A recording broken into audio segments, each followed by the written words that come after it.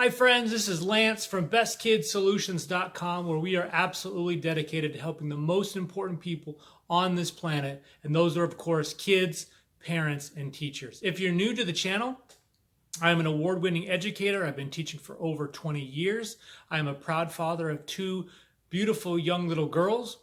My amazing wife is of course an amazing mother as well, and is a special needs teacher, and both of my parents are both 40-year veterans of the public school system. So as you can see, we have quite a bit of experience helping these great people. So hopefully this video will give you a little bit of value, a little bit of help. And our topic, of course, is going to be how to help a child with distance learning at home.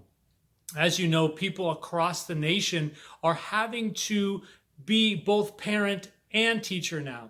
With the social distancing regulations, schools being closed, they are now having to do double duty, having to work and be teacher and be mom and dad. And it's not an easy scenario. And so hopefully these tips will be helpful to you so that you can start out the distance learning on a good note. Now, distance learning has been going on for a little while now. As a matter of fact, some of us are wrapping up the school year, but who knows whether or not the school or schools will be opening up next year. We could be doing social distancing in the next school year as well. Who knows whether that's going to be the case?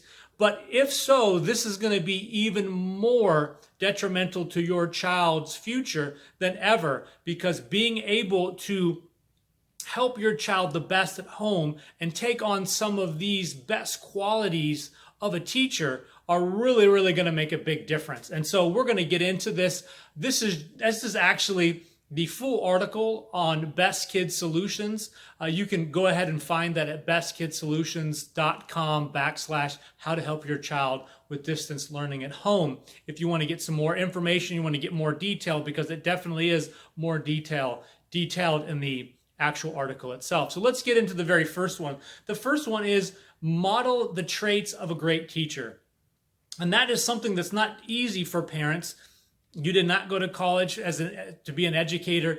You have not spent years and years, being in that school environment, which really does help the teacher in these scenarios. Now, of course, you have always been your child's first teacher, and so you have definitely have the skill set to do so, but this first tip will really put you over to the next level. And that is, of course, the best trait of a teacher, or traits of a teacher, of course, are going to be patience, flexibility, and consistency. That is really going to be a big deal for you as a parent/teacher, is to, number one, be patient. This is new to everybody. This is new to you. This is new to the teachers. Obviously, this is new to your child. The technology is new. The whole thing is new. And so you just have to be patient. And I think that's one of the best skills a teacher can have, is going to be patient. So go ahead and just make that your number one rule. Your number one goal is to have patience with the whole system, and especially with your child, because that's going to make a big difference in getting both you and them in an anxiety state is not going to be good. And so number one, keep it patient. Number two kind of goes along with that, is be flexible.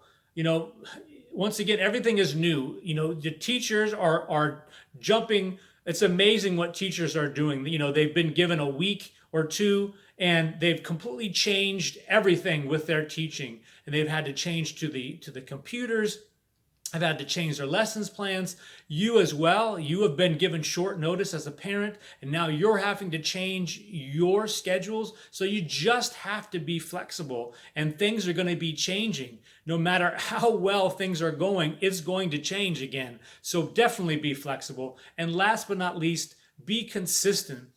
You really have to keep a philosophy sound over and over again. Part of being flexible is being able to change, but at the same time, in the large things, in your attitude, in your ability to give praise, and some of these things, they have to be consistent. And you want to try to keep your schedule consistent as much as you can in the things that you can control, because once again, that's how a child really kind of determines their safety. A lot of times, their spatial awareness, their time correlation isn't all there, and you being able to keep the schedule consistent and little things consistent is going to make them feel a lot more safe and a lot more secure. Another thing I would add to that little bonus is, I've always said that being a great educator consists of 50% educator and 50% entertainer. Like, really have fun with this. Be fun and try to joke around and try to make this as fun as possible for your child, because that's really what's going to make this memorable for them, is that a time in which you guys can spend so much time together. And if you do this right, this is going to be one of those times in your child's life where it's going to be a positive one, and it's going to be one where they remember for a long time. So keep up the patience, the flexibility, the consistency the best you can, and the things that you can keep consistent, and have fun with it. Be an entertainer, be funny, and just enjoy yourself. The second one is going to be, use as much positive reinforcement as you can. This is huge. Every little small thing that they do, praise them.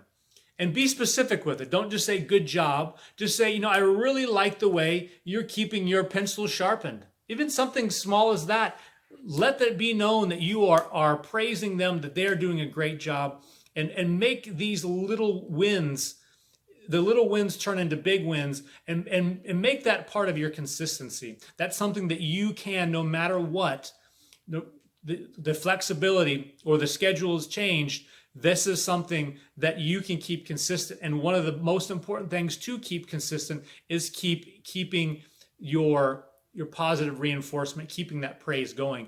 A lot of times people say, don't reward your child. And I'm not a big subscriber to that philosophy. I really believe that in children, there won't automatically be an internal need to want to do something and be responsible. They have to start out with something extrinsic, something external, like a reward or praise. And eventually it builds up to where that is part of who they are. Now they are the good student. Now they are the one that continues to do well in school, or they do well with their chores, or they do well in the house, whatever the case may be, because they've been praised. All of a sudden now, over time, that extrinsic praise and reward system turns into an internal or an intrinsic ability. That's who they are now, because they've kept that consistent, and you've continued to praise them, and now that's who they are. And then the intrinsic ability, then the internal need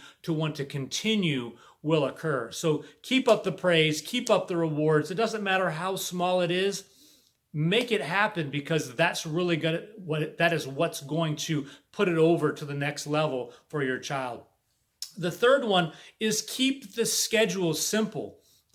You see these parents on Facebook and other places, and they have this crazy, super cool schedule, and I think that's great. And obviously, that's might be what's best for their child. Obviously, differentiation between different children is extremely important. I mean, if they can handle it, then make it happen, because giving your child a rigorous schedule is if that's what they expect and that's what they need, then please do so. But many students and children are so in flux right now, because things have changed. They're missing their friends, and they're not used to being home, and they're not used to using the computer. And one of the things that you have to do is you have to start small. Start small and make the schedule small.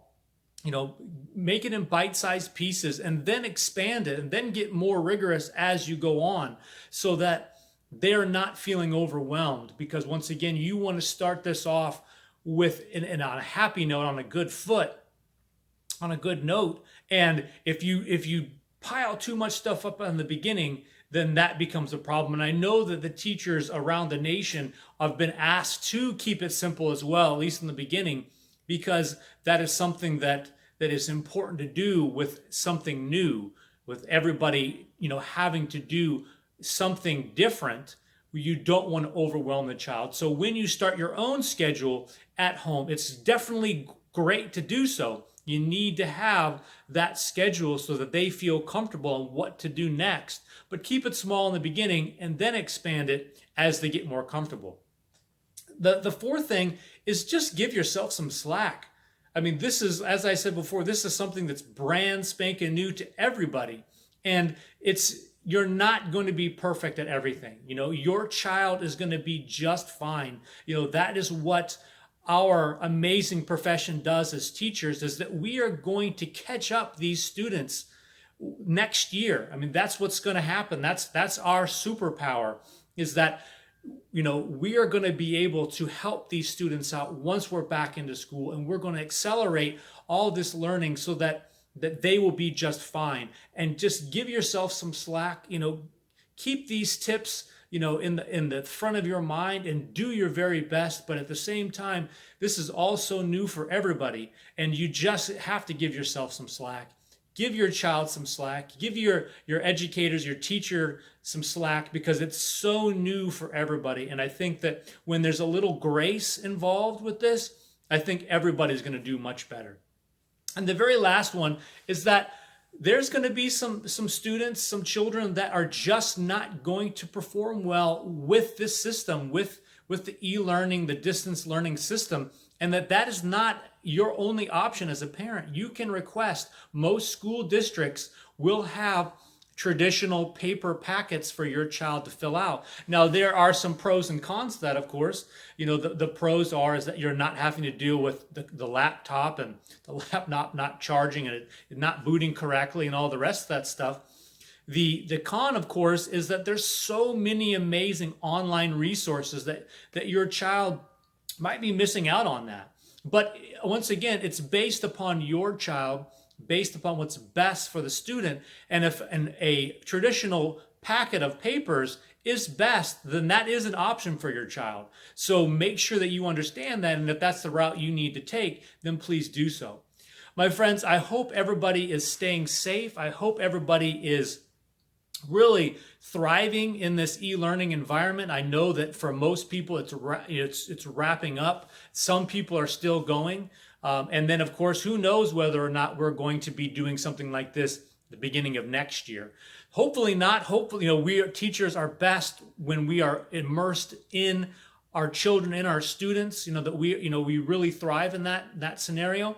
But we will make do with what we have to. And you being schooled, or you being skilled at these particular tips and strategies, is really going to make a big difference. My friends, if you did find some value from this, please go ahead and give it a big thumbs up. Please subscribe. Like I said in videos past, that we are really dedicated to helping what we really feel are the most important people on this planet. Those are kids, parents, and teachers. And this whole channel is going to be based upon that. And if you would like some more tips and information about helping kids, parents, and teachers, please hit that subscribe button, and we will be having videos. We're trying to do at least one a day. And so hopefully you guys will get some value from this. My friends, I hope, as I said before, you guys are staying safe, you guys are doing well, and we will see you in the next video. Before you go, though, please go ahead and check out this video here. This might be very helpful to you, and go ahead and click the subscribe button over here. That would be absolutely amazing. Guys, we'll see you in the next video, and thank you for watching.